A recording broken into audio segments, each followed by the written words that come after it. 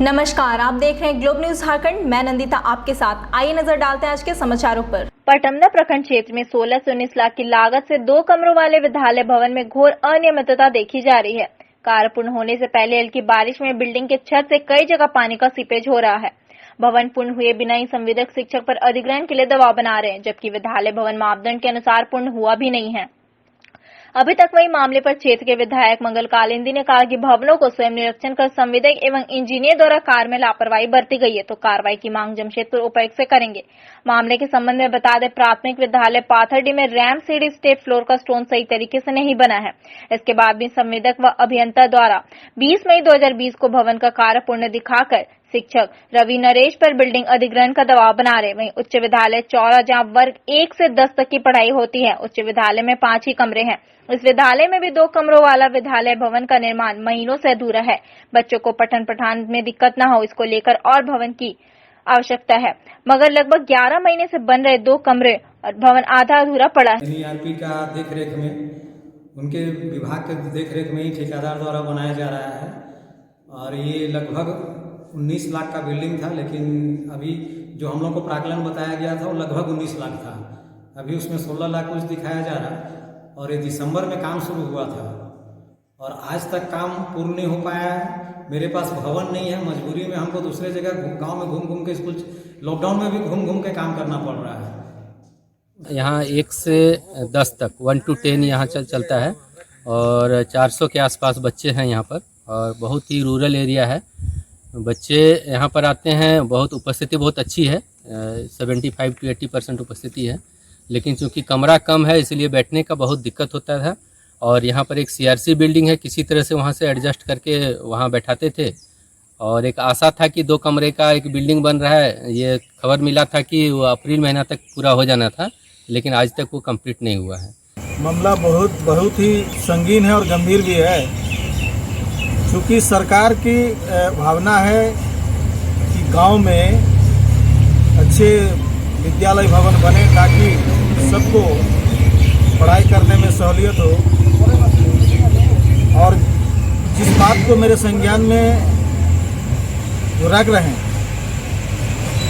कि निर्माण हो करके ज़्यादा दिन हुआ नहीं, उस बिल्डिंग में सीपेज हो रहा, तो गंभीर बात है, जांच करने की विषय है। मेरे संज्ञान में आया है तो निश्चित रूप से मैं भी उन विद्यालयों को देखूंगा। देखने के उपरांत संबंधित विभाग को लिखूंगा और उस पर कार्रवाई करने के लिए निश्चित रूप से हम दबाव बनाएंगे। राजनगर प्रखंड क्षेत्र के बड़ा सिजुलता पंचायत अंतर्गत उरुगुटू गांव से करीब 800 मीटर की दूरी में धान के खेत पर एक अज्ञात महिला का शव बरामद हुआ। वहीं ग्रामीणों ने राजनगर थाना में इसकी सूचना दी, जिसके बाद राजनगर थाना प्रभारी शंभू शरण दास अपने दल बल के साथ घटनास्थल पर पहुंचे। वहीं थोड़ी देर बाद डीएसपी चंदन कुमार वत्स भी घटनास्थल पर पहुंचकर जांच में जुटे। डीएसपी चंदन कुमार वत्स ने बताया कि शव लगभग 4 से 5 दिन की है और अभी जांच चल रही है। सरायकेला राजनगर से दीपक महतो की रिपोर्ट। पद्मश्री प्रोफेसर दिगंबर हांसदा की मौत से पूरे राज्य में शोक की लहर दौड़ गई है।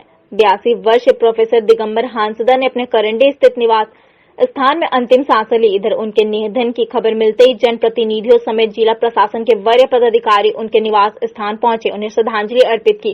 करंडी स्थित LBSM कॉलेज के संस्थापक Padmashri professor Digambar Hansda LBSM college में प्राचार्य के तौर पर अपनी सेवाएं प्रदान की। संथाली भाषा को विश्व पटल पर ले जाने के लिए उन्होंने अभूतपूर्व योगदान दिया। बता दें, 82 वर्ष प्रोफेसर दिगंबर हांसदा वृद्धावस्था में काफी कमजोर हो गए थे और अपने निवास स्थान पर उन्होंने अंतिम सांस ली। प्रोफेसर दिगंबर हांसदा जी झारखंड ने देश के संथाल समाज के क्षेत्र में और शिक्षा के क्षेत्र में अनुकरणीय काम किए। जो करंडी में लाल बहादुर कॉलेज की स्थापना इनकी और भारत का संविधान का अनुवाद संथाल भाषा में होने की आज हमारे बीच पद्मश्री से सम्मानित प्रोफेसर दिगंबर हांसदा नहीं रहे। भगवान उनकी आत्मा को शांति दे और उनके परिवार को इतनी शक्ति दे। साथ ही साथ हमने राज्य सरकार से मांग की थी पद्मश्री से सम्मानित और निस्वार्थ रूप से संथाल समाज ने पूरे समाज के लिए जिस तरह इन्होंने काम किए, वैसे महापुरुष को राजकीय सम्मान से सम्मानित की जानी चाहिए। यहाँ के जिला प्रशासन ने भी अनुरोध किया था, राज्य सरकार राजकीय सम्मान के साथ उनका संतुष्टि करेगी, ऐसा मुझे पूरी विश्वास है। प्रोफेसर सिंह हमारे पिताजी क्या है, कुछ दिनों से मैंने कि वृद्धावस्था के कारण थोड़ा सा कमज़ोर हो गए थे और पिछले 2 दिन से वो थोड़ा सा वीकनेस लग रहे थे और सुबह 9:30 सवा 9 बजे देखा मैंने, ठीक थे। 9:30 बजे के आसपास उन्होंने अपना अंतिम सांस ले ली। घर पर ही अंतिम सांस? घर पर ही लिया। उम्र कितनी होती होगी? उम्र उनकी 82 रनिंग है। क्या कुछ अवार्ड से नवाजा गया, क्या कुछ? 2017 के लिए 2017 में संथाली साहित्य के विकास के लिए उनको पद्मश्री दिया गया था भारत सरकार राष्ट्रपति के द्वारा। और सामाजिक कार्यों के मतलब संथाली से रिलेटेड बहुत सारी चीज़ उन्होंने किया था, इसीलिए LBSM कॉलेज में भी कॉलेज के पूर्व प्रचार रह चुके थे, काफ़ी दिनों तक 99 में रिटायर किए थे। और भी बहुत सारे सामाजिक संस्थाओं से जुड़े हुए जी, थे। बहुत सारे। उनका अगर उनका बायोडाटा देखिएगा तो काफ़ी है, वो 4-5 पेज से कम नहीं होगा। 1 पेपर के। आप क्या करते हैं? जी, मैं बिजनेसमैन हूँ, मैं उनका बड़ा हूँ। परिवार में हम लोग अभी फिलहाल 4 लोग हैं। मैं बड़ा हूँ और मेरे एक छोटे भाई है और मेरी दीदी है और छोटी बहन है। अभी कहाँ उनका अंतिम संस्कार? ये अंतिम संस्कार हम अभी बात कर रहे हैं, परिवार के सारे लोग जुटे नहीं हैं, फिर उसके बाद हम तय करेंगे। आपका शुभ नाम? जी, मेरा नाम सुदीप हंस है। छठ पर्व में मायके जाने को लेकर बरवा माइंस निवासी महिला का उनके पति के साथ घरेलू विवाद हो गया, जहां महिला ने घर में फिनाइल पीकर आत्महत्या का प्रयास किया। हालांकि वक्त रहते परिजनों ने महिला को सदर अस्पताल पहुंचाया, जहां इलाज के बाद महिला की स्थिति सामान्य हुई। वहीं जानकारी देते हुए महिला के भाई सरोज कुमार ने बताया कि घरेलू विवाद में उनकी बहन ने फिनाइल पीकर आत्महत्या का प्रयास किया। हालांकि इलाज के बाद उनकी बहन की स्थिति खतरे से बाहर है।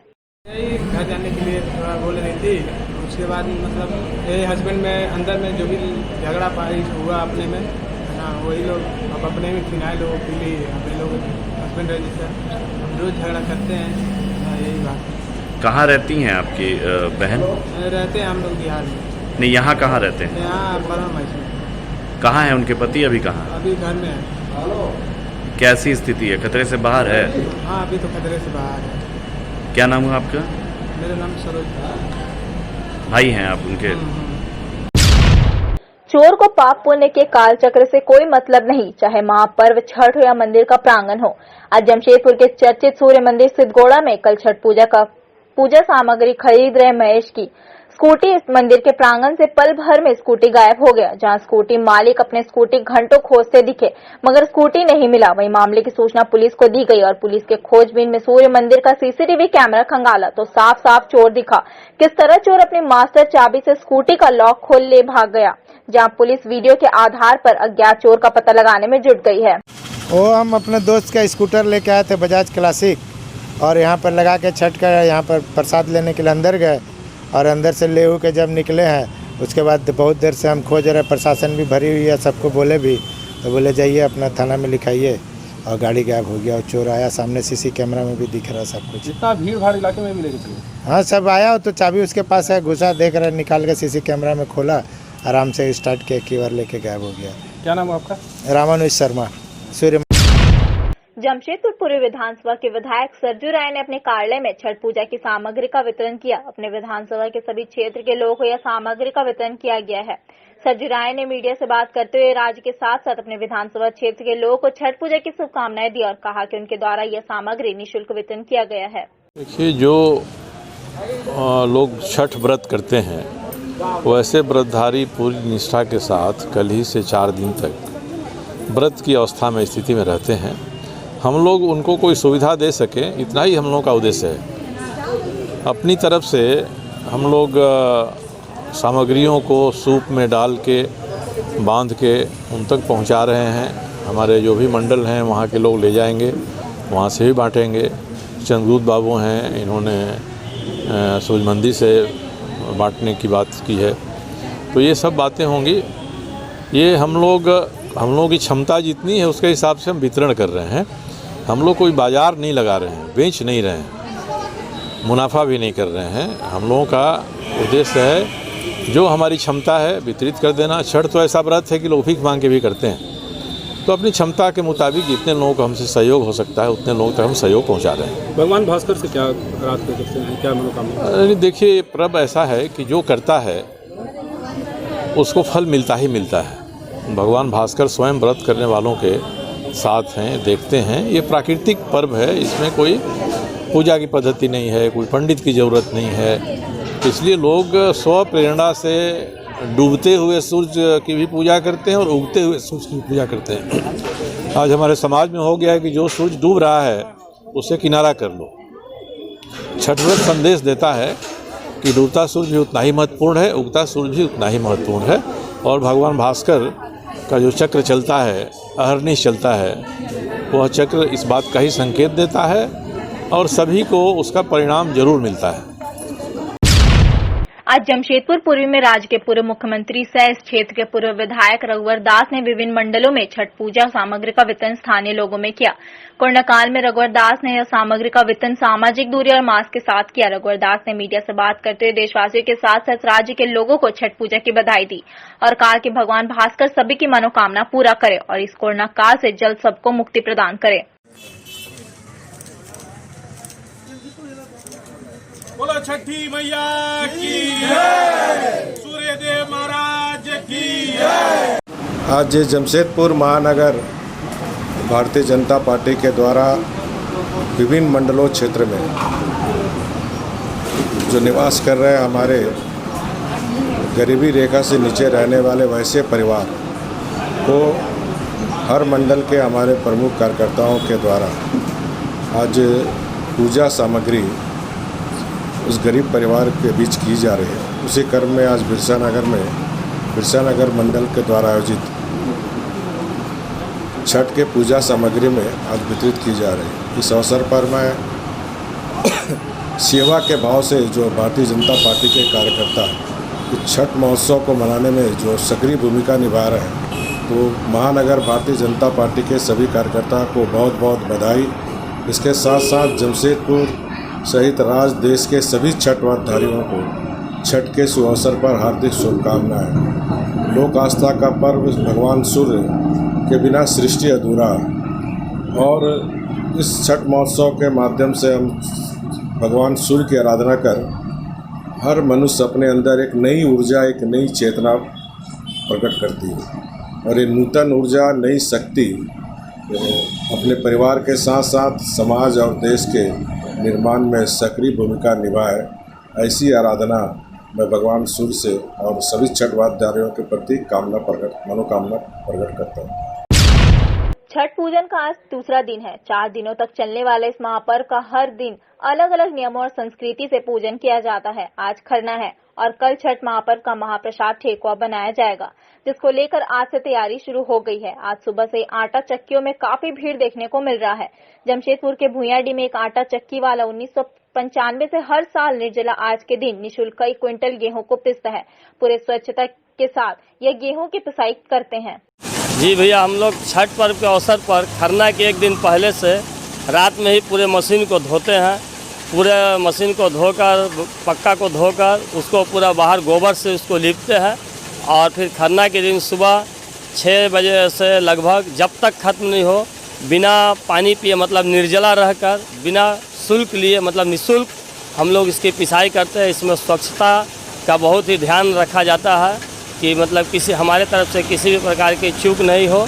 और हम लोग 1995 से हम इसको करते आ रहे हैं और ये हमारी माता जी स्वर्गीय ललिता देवी, उन्हीं के प्रेरणा स्रोत से हम मतलब छठ मैया का सेवा करने का हमें मौका मिलता है हर साल।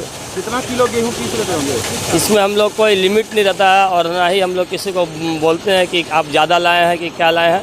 जो जितना भी लाता है सिर्फ टाइमिंग बता देते हैं कि आप जैसे जल्द लाए हैं तो जल्द हो जाएगा, अगर देर से लाए हैं तो देर से आपका होगा, इतना बजे होगा, मतलब टाइमिंग बता देते हैं। और अपने तरफ से हम लोग पूरा कोशिश करते हैं कि भले ही रात के 9 क्यों ना बज जाए, लेकिन हमको सभी को पीस के देना है। और जब तक गेहूं की पूरी पिसाई नहीं होती है, हम लोग निर्जला रहकर, मेरा ये व्रत है, मतलब निर्जला रहकर मैं गेहूं पीसता हूं और इसके लिए कोई शुल्क नहीं लेता हूं मैं। ये छठ मैया का मेरा नाम हुआ SK फ्लावर मिल भुइयाडी। मेरा नाम अनिल कुमार गुप्ता, पप्पू नाम है मेरा। क्या एयर होस्टेस बनना और वर्ल्ड की टॉप एयरलाइंस के साथ काम करना है आपका सपना? तो 12वीं के बाद ज्वाइन कीजिए CTA aviation and hospitality management institute, now open in Jamshedpur. Practical training के साथ पाइए एयरपोर्ट और 5-स्टार होटल्स में इंटर्नशिप करने का मौका and 100% placement. Education loan available. अभी कॉल कीजिए at 700-4615-405। लोक आस्था के महापर्व छठ को लेकर जहां एक तरफ छठ व्रतधारियों में उत्साह का माहौल है, वहीं दूसरी तरफ आयोजक समितियों व जिला प्रशासन को कई चुनौतियों का सामना करना पड़ रहा है। कोरोना को देखते हुए नदी घाटों के साथ साथ अस्थायी तौर पर व घरों पर लोग इस पर त्योहारों को संपन्न कराने में जुटे हुए हैं। 2 दिन पहले सरकार ने लोक आस्था के महापर्व छठ को लेकर गाइडलाइन में संशोधन किया और लोगों को सामाजिक दूरी का पालन करते हुए सारी सुरक्षा का ध्यान रखते हुए त्योहारों को संपन्न करने का आग्रह भी किया। वहीं इतने कम समय होने पर नदी घाटों में आयोजक समितियों के लिए एक बड़ी चुनौती उत्पन्न हुई। यहाँ शहर के विभिन्न नदी घाटों में जलस्तर में कमी और बदबू की समस्या से आयोजक समिति जूझ रहे हैं। इस संबंध में जिला प्रशासन से डैम का फाटक खोलने का आग्रह किया जा रहा है ताकि नदी का जलस्तर बढ़े और बदबू की समस्या से श्रद्धालुओं को निजात मिले। वहीं जुगसलाई आरपी पटेल परिसर में बने अस्थायी घाट को तैयार करने का कार्य युद्ध स्तर पर जारी है। ऐसे में अस्थायी तौर पर छठ घाट का निर्माण करना एक बहुत बड़ी चुनौती हो जाती है आयोजक समितियों के लिए। ऐसे में क्या कुछ चुनौतियों का सामना किए और क्या कुछ लोगों के लिए, चूंकि सार्वजनिक तौर पर भी अगर हम छठ पूजा कर रहे हैं तो भीड़ नहीं होना है, ऐसे में क्या कुछ कदम आयोजक समिति के नाते आपके द्वारा उठाए जा रहे हैं? इस घाट को निर्माण कराए हुए 20 साल, आज 20वां साल होने जा रहा है और हम लोग तैयारी करते हैं। 2 दिन 4 दिन पहले से लग के सफाई सारी व्यवस्था करते हैं, परंतु इस साल जो महामारी फैली हुई है और सरकार का जो गाइडलाइन आया उसको लेकर हम लोग स्थिर हो चुके थे और घर में लोगों को जाकर बताएं कि भाई आप घर में ही कर लीजिए और घर में यथासंभव जो समिति सहयोग आपको चाहिए वो घर पे ही देंगे। परंतु जो लोग के पास में कोई साधन नहीं है, जो लोग के पास में जगह नहीं है, उनके लिए फिर हमें ये काम करना पड़ा और आज के तारीख में यह बहुत बड़ा एक प्रासंगिक हो चुका है। और सारे हमारे समिति के लोग, सारे मोहल्ले के लोग यहाँ पे आते हैं, छठ करते हैं, सारे लोग अपना श्रमदान योगदान देते हैं। और मैं यही कहूँगा ये जो भी लोग छठ को मना रहे हैं कम से कम लोग घाट पे जाएं या किसी भी तरीके के कृत्रिम घाट पे जाएं, वो अपने घर में करें, क्योंकि महामारी फैली हुई है। हम जब इस साल बच जाएंगे फिर आगे साल जहाँ हम जैसे मर्जी में आया हम कर लेंगे। देखिए, चूंकि ये पूरे क्षेत्र में अस्थायी तौर पर घाटों का निर्माण किया जा रहा है, आपके यहाँ भी हुआ है, ऐसे में क्या है कि अचानक लोगों की भीड़ भी उमड़ सकती है, तो ऐसे में क्या कुछ कदम आपके द्वारा उठाएंगे? ऐसे में हम लोगों को अवेयरनेस डोर टू डोर भी कर रहे हैं जाके, और उसके बावजूद में हम यहाँ सैनिटाइज मास्क की पूरी व्यवस्था नगर परिषद के द्वारा, हमारे माननीय विधायक मंगल कालिंदी जी के द्वारा सारा चीज़ उपलब्ध किया गया है और सारे व्यवस्था को, सरकार के गाइडलाइन को मानते हुए, सोशल डिस्टेंस का पालन करते हुए हम लोग यहाँ पे जो भी व्रतधारी आएंगे उनको हम लोग श्रद्धापूर्वक पूजन का व्यवस्था करेंगे। आपका शुभ नाम? हमारा नाम अखिलेश उपाध्याय, मैं जुगसलाई निवासी छपरिया मोहल्ला। पहले तो हम लोग नदी के पास ही जाते, नदी के किनारे जाते थे, लेकिन अभी ये कोरोना काल में इस चीज़ को नज़र रखते हुए हम लोग अपने आंगन में ही ज़मीन में पोखरा को खोने हैं और यहीं हमारी गुतनी दयादिन जो भी हैं सभी यहीं आएंगे। लेकिन फिर भी हम लोग इकट्ठा यहाँ भी होंगे तो सभी को कहा गया है कि सब मास्क पहन के, सैनिटाइजर लगा के, ये सब ध्यान में रखते हुए आए और यहीं हम लोग भगवान भास्कर को अर्घ दे सभी मिलकर। ये पूरे क्षेत्र में घनी आबादी वाला क्षेत्र है, तो जितने आसपास के लोग हैं, क्या छतों पर भी सब अस्थायी तौर पर घाट का निर्माण किए हैं? हाँ जी, जिनको जहाँ सुविधा है अपने छत पे, अपने आंगन में सभी किए हैं और उसी तरह सभी कर रहे हैं। मतलब पूरी कोशिश की जा रही है कि नदी कम से कम ही लोग जाएं। जी जी बिल्कुल, बहुत कम लोग हैं जिनको कोई सुविधा नहीं है, वही लोग शायद जाएं, लेकिन जिनके पास जो सुविधा है वो सारे लोग अपने घर छत पे ही भगवान भास्कर को प्रणाम करेंगे, अर्घ देंगे, लेकिन वो भी हम ध्यान में रखते हुए सामाजिक दूरी का पूरी तरह से दूरी का प्रयोग करते हुए मास्क पहनकर सभी आएंगे, दूरी बनाए रखेंगे। ये लागत कितनी लगी, अस्थायी तौर पर कितना खर्च पड़ा बनाने में और कितना समय लगा? चूँकि अब तो बहुत कम ही, कुछ ही घंटे बाद, मतलब मान लीजिए 12 घंटा 18 घंटे बाद पूजा की शुरुआत होगी, तो ऐसे में तो काफ़ी कुछ, कितना दिन लग गया आपको तैयार करने में?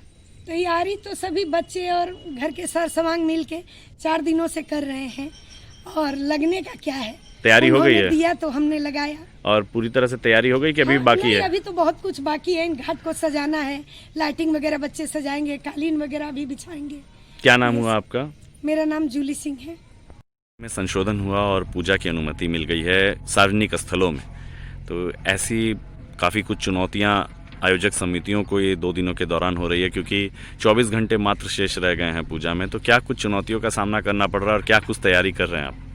सर, सबसे पहले तो लोक आस्था का महापर्व है और कोरोना से जूझ रहा है पूरा देश। तो इसमें सरकार का गाइडलाइन हम लोग को 24 घंटा पहले मिल चुका है, लेकिन अब हम लोग के पास में 24 घंटे ही मात्र बचा है। और स्थिति आप देख सकते हैं कि कैसा जर्जर है, पानी बदबू मार रहा है और काफ़ी कठिनाइयों का सामना करना पड़ रहा है। आप लोग जिला प्रशासन या जुगसलाई नगर परिषद के पदाधिकारी से बात नहीं किए? पानी में जिस तरह से बदबू की शिकायत आप कर रहे हैं, तो हमारे संस्था के सभी उच्च पदाधिकारी गए थे, बात करके आए हैं और हम लोग को आश्वासन भी दिया गया है कि हो सकता है उड़ीसा डैम खोला जाएगा। तो देखिए, आज अगर खुल जाती है तो बहुत बढ़िया रहेगा। अगर मान लीजिए कि उड़ीसा डैम नहीं खोला जाता है तो क्या कुछ परेशानी होगी? बहुत परेशानी होगी सर, पानी की स्थिति कम है, बहुत दिक्कत होगा व्रतधारियों को। सबसे ज़्यादा क्या समस्या हो रही है पानी में? सबसे ज़्यादा तो पानी में बदबू है, सबसे ज़्यादा बदबू है और साफ हम लोग कर रहे हैं लेकिन बदबू नहीं ख़त्म कर पा रहे हैं। ऐसे में जो श्रद्धालु आएंगे उन्हें क्या परेशानी होगी? परेशानी है यही कि वो गंदे पानी में ही व्रत करना पड़ेगा और क्या करेंगे। अच्छा, सामाजिक दूरी, सोशल डिस्टेंस, मास्क वगैरह क्या कुछ आप लोग तैयारी किए हैं श्रद्धालुओं के लिए? कमेटी के सारे सदस्य कम से कम कोशिश में लगे हुए हैं, प्रचार कर रहे हैं कि मास्क पहन के आए, सोशल डिस्टेंसिंग का पालन करें और हम लोग भी अपने तरफ से सारी व्यवस्था करने का कोशिश कर रहे हैं कि दूरियां बना के चला जाए और कम से कम लोग घर से आएँ, जो व्रत कर रहे हैं खाली वो आएँ और 2-4 आदमी उनके साथ आए। बस तैयारी आप लोगों की पूरी हो गई है लगभग हम लोग कोशिश से कर रहे हैं, समय कम है सर। क्या नाम हुआ आपका? जयंत कुमार सिंह और डब्बू। यहाँ छठ पूजा को लेकर के अस्थायी कुंड का भी निर्माण कराया गया है। अस्थायी कुंड और जो भी छठ घाट है वहाँ पे सैनिटाइज करने की व्यवस्था कराई गई है।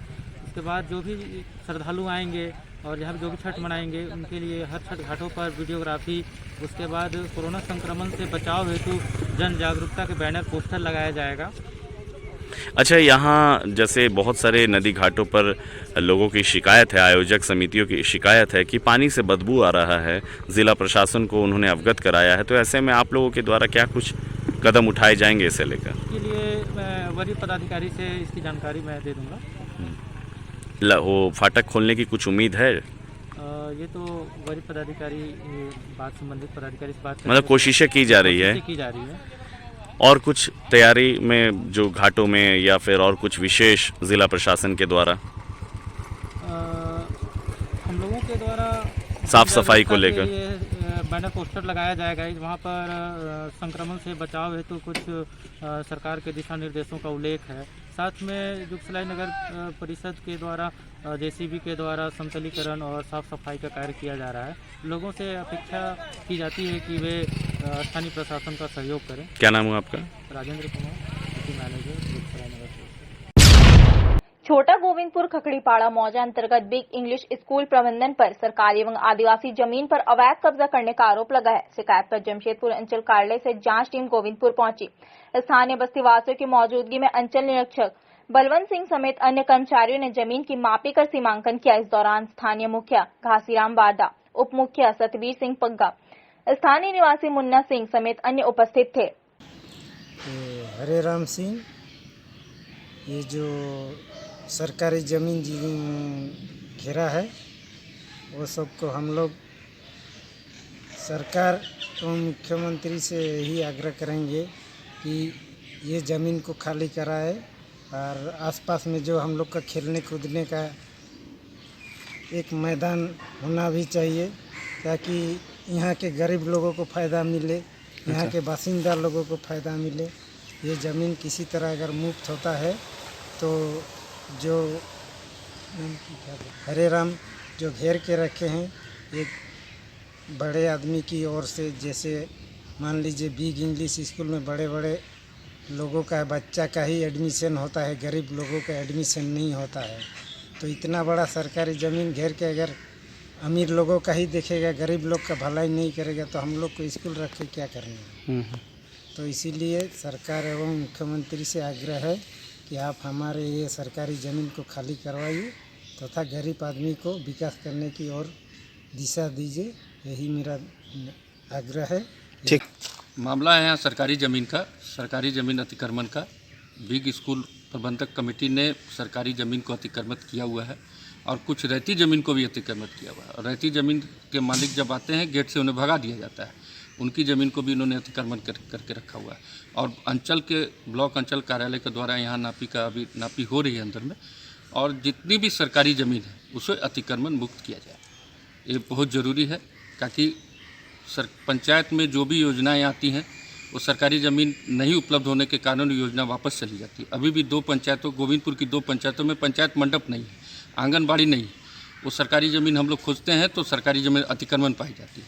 इसीलिए स्कूल प्रबंधक के खिलाफ ये नोटिस दिया गया था और सरकारी ज़मीन को अतिक्रमण से मुक्त किया जाए। क्या है मामला? ये है सरकारी ज़मीन को अवैध रूप से अतिक्रमण कर निजी विद्यालय चलाया जा रहा है, जिसके हम क्षेत्र के सभी ग्रामीणों द्वारा विरोध किया जा रहा है। विगत 2008 से ही हम लोग इसका विरोध कर रहे हैं और विग स्कूल के प्रबंधक और महेश विग के द्वारा अवैध रूप से अतिक्रमण कर हमको लगता है कि 20 से 25 एकड़ ज़मीन झारखंड सरकार, वन विभाग और एसटी लैंड सारा मिला के लगभग 25 एकड़ ज़मीन होगा, जो में हम लोग के द्वारा कंप्लेन करने पे उन्होंने एक लीज प्रस्ताव के लिए सरकार को आवेदन दिया था, लेकिन उसका भी हम लोग विरोध कर रहे हैं कि इतने मैंने ग्रामीण क्षेत्र में लीज के लिए ऐसा नहीं होना चाहिए कि हम लोग यहाँ तो ना पंचायत सचिवालय है, ना स्वास्थ्य केंद्र है, ना यहाँ के मूलभूत सुविधा बच्चा के खेलने के लिए मैदान है, ना पार्क है। जो सरकार के द्वारा जो भी योजना चलता है उसके लिए कोई तरह का ज़मीन भी नहीं है उपलब्ध है, जिससे कि सरकार के द्वारा संचालित योजना का लाभ आम ग्रामीणों को नहीं मिलता है।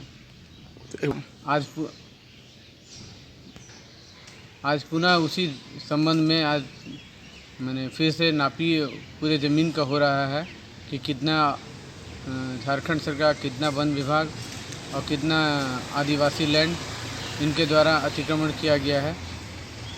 अच्छा, के लिए आप लोग आगे हम लोग डीसी साहब से कंप्लेन पिटीशन दिए हैं, सीओ को जाकर बोले हैं, उसी के संबंध में पुनः उसी को ज़मीन पर नापी होना चालू हुआ है। हम लोग मांग करते हैं कि जल्द से अतिक्रमण इसको मुक्त कराया जाए। इसके अंदर में 36 नंबर प्लॉट जो अनावाद बिहार सरकार है, 26 नंबर प्लॉट जो अनावाद बिहार सरकार है और 24 नंबर भी अनावाद बिहार सरकार ही है, जो सारे इनके कब्जा में हैं। और एसटी लैंड भी इनके हैं, जो एसटी लोग भी पिटीशन अपना दिया है अंचलाधिकारी को, और पूरा उन लोग का भी केस चल रहा है कोर्ट में, जो हमें ज्ञात है।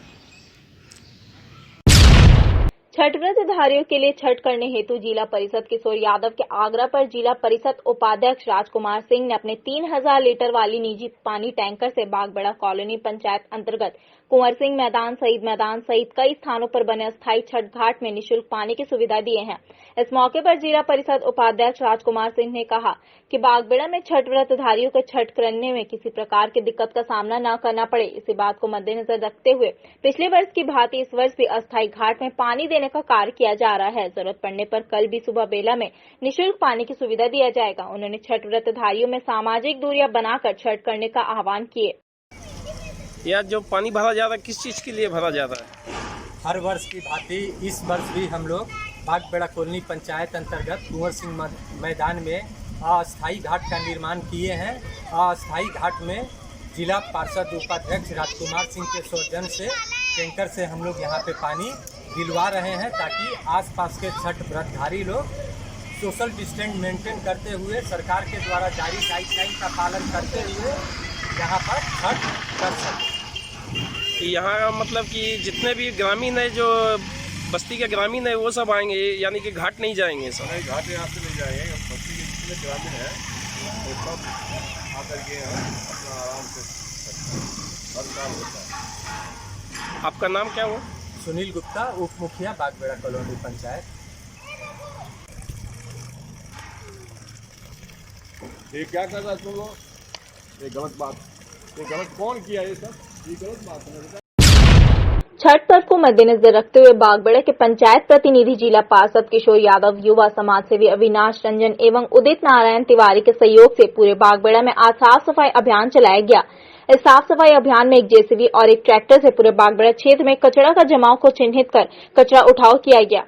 इस क्रम में बागबेड़ा कॉलोनी स्थित दुर्गा पूजा मैदान के मुख्य सड़क पर रोड नंबर 4 स्थित ट्रांसफार्मर के सामने, वायरलेस मैदान, शिशु मंदिर विद्यालय के बगल में, सिंधु कानू मैदान, बड़ौदा घाट स्थानों से कुल 20 ट्रैक्टर कचरा का उठाव किया गया। अंतर्गत दुर्गा पूजा मैदान के समीप मुख्य सड़क के किनारे विगत कई महीनों से कचड़ों का ढेर पड़ा हुआ है। छठ पर्व को मद्देनजर रखते हुए हम लोगों ने एक जेसीबी, एक ट्रैक्टर के माध्यम से पूरा कचरा को साफ सफाई करवाएं, ताकि छठ व्रतधारियों को आवागमन में किसी भी प्रकार का दिक्कत का सामना नहीं करना पड़े। और स्थानीय लोगों से हम लोग आह्वान किए हैं कि अपने अपने क्षेत्र को साफ सफाई रखें, ताकि कचरा का ढेर जमा ना हो। आपका नाम? सुनील गुप्ता, उप मुखिया, बागबेड़ा कॉलोनी पंचायत। बागबेड़ा में माई दरबार सेवा संघ एवं युवा शक्ति टीम के संयुक्त तत्वाधान में छठ महापर्व पर व्रतियों के मध्य निःशुल्क पूजन सामग्री का वितरण किया गया। बुधवार को बागबेड़ा के डीबी रोड में लगभग 150 व्रतियों के बीच निःशुल्क सेवा दी गई। इस दौरान साड़ी, नारियल, गागर, नींबू सूप एवं पूजन सामग्रियों के पैकेट तैयार कर वितरित किए गए। निःशुल्क वितरण सेवा में सोनू सिंह, पवन ओझा, धनंजय सिंह, शुभांशु एवं अनेकों का सराहनीय योगदान रहा। जमशेदपुर के बाबा वैद्यनाथ सेवा समिति के द्वारा पूर्व निर्धारित कार्यक्रम के तहत प्रसाद आपके द्वार कार्यक्रम को चलाया गया। मानगो के दाईगुट्टू इलाके से इसकी शुरुआत की गई।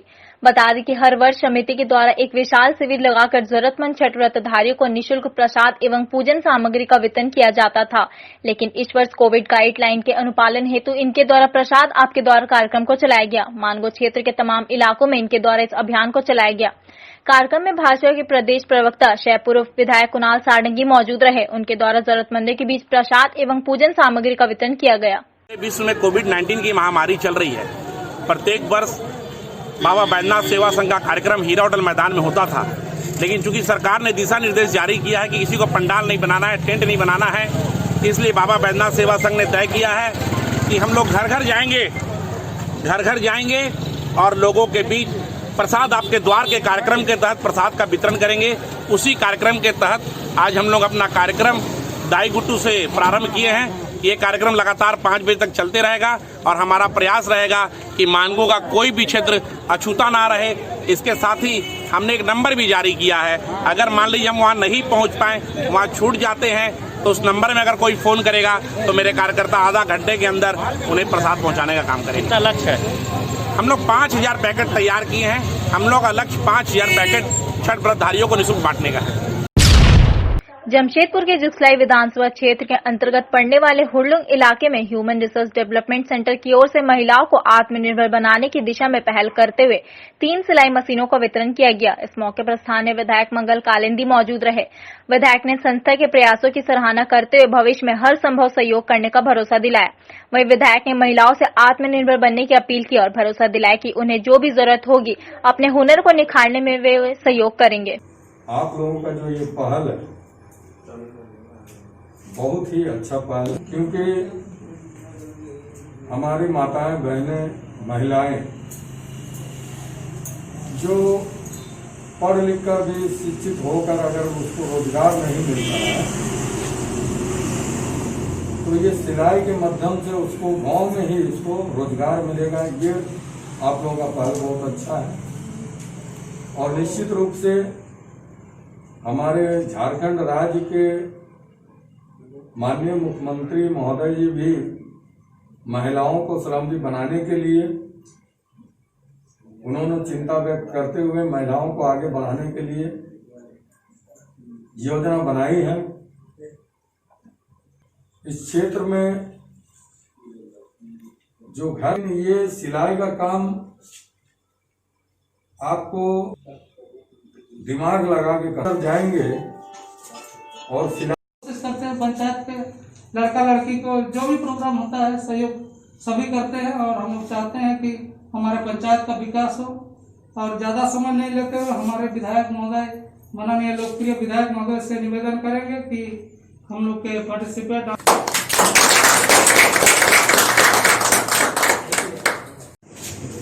देखिए, ये अभी संस्था का शुरुआती पहल है और शुरुआती पहल ही हमको बहुत अच्छा लगा और आज इस संस्था के द्वारा हमारे महिलाओं रोजगार के माध्यम एक मिलता है। तो मैं ये समिति के लोगों को तहे दिल से धन्यवाद देता हूँ। और साथ ही साथ हमारे इस ग्रामीण क्षेत्र में जो महिलाएं घर बैठे रहती हैं और उन लोगों को घर बैठे अगर ये सिलाई सीख जाती है भैया, तो बहुत सारे आज के डेट में रेडीमेड कपड़ा बनता है, उन लोगों से कांटेक्ट करके ये लोग अपने घर में भी सिलाई करके माने अपना आर्थिक मजबूत कर सकते हैं। लोग दो पैसा कमाने का अच्छा माने की पहल है। और इन सभी माताएं बहनें हैं, इन लोगों को कहीं भी कोई आवश्यकता पड़ेगी तो निश्चित रूप से मंगल कालिंदी इन लोगों का साथ में है और हमेशा रहेगा। और हम यही इन लोगों को भी बताएं कि जिस काम पर आप लोग हाथ लगा रहे हैं उसको एकदम बारीकी से और एकदम तन मन से आपको वहाँ लगना पड़ेगा, तब जाकर आप जल्दी से सीख पाएंगे। और सीखने के बाद आपके हाथ में एक रोजगार होगा। आज कितना मशीन दिए हैं? ये लोग संस्था के माध्यम से आज शुरुआती जो है 2-3 मशीन जो है ये लोग अभी श्री गणेश किए हैं। आगे हम लोग भी इन मशीन बढ़ाने का काम करेंगे और यहाँ के पूरा हुड़लुंग क्षेत्र के महिला यहाँ आकर सिलाई सीखें, यही हम लोग कामना करते हैं।